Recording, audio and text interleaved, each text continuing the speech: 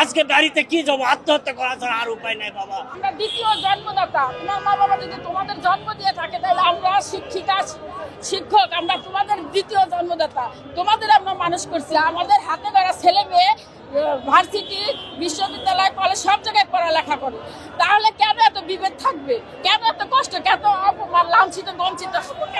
কয়েকবার আমাকে আশ্বস্ত করলো, শেষের দিকে আসে উপদেষ্টা সাহেব তার লোকজন পাঠাইলো, তার নির্দিষ্ট পিএস সাহেবকে পাঠিয়ে আমাদের বলল যে আপনারা শিক্ষক মানুষ, আমি বুঝতেই পারিনি এতদিন পর্যন্ত আপনারা বেতন পান নাই। জানি না, এটাই আমার 1 নম্বর সংস্কার হবে যে শিক্ষকেরা চাকরি করতেছে, প্রতিষ্ঠান চালাচ্ছে, নিয়মিত রেজাল্ট করতেছে, সমস্ত এমপিভুক্ত প্রতিষ্ঠানে যা নিয়ম কানুন আমাদেরও তো একই নিয়ম কানুন।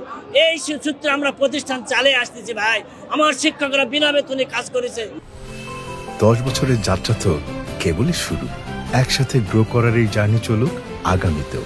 পাঠাও 10 years of growing with you। আমি বললাম যে স্যার আমার আর মাত্র 3 মাস চাকরির বয়স আছে, 6 থেকে 3 মাস। তখন বললো আপনি চিন্তা করবেন না, কয়েক মাসের মধ্যে এমপিও দিচ্ছি। আপনাদের এই সরকার এই প্রথম এটা সংস্কার হিসাবে আমরা গণ্য করে সমস্ত নন এমপিভুক্ত প্রতিষ্ঠানকে এমপিও করে দিয়ে আপনাকে আশ্বস্ত করবো ইনশাআল্লাহ। এই বলে আমাদের ওই কি কথা গ্রামের কথা বলে নীতিমালা সংশোধন করব।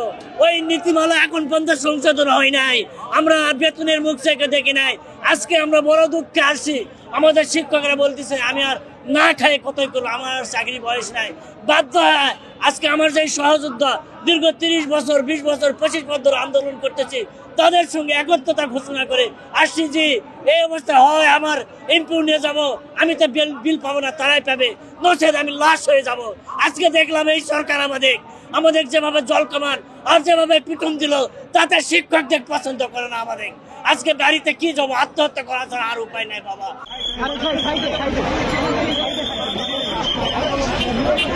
এবং যে পুলিশ বক্স রয়েছে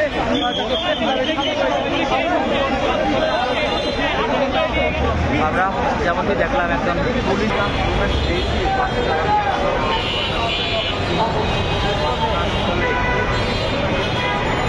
ঘটনাস্থলে আন্দোলনকে শান্ত করার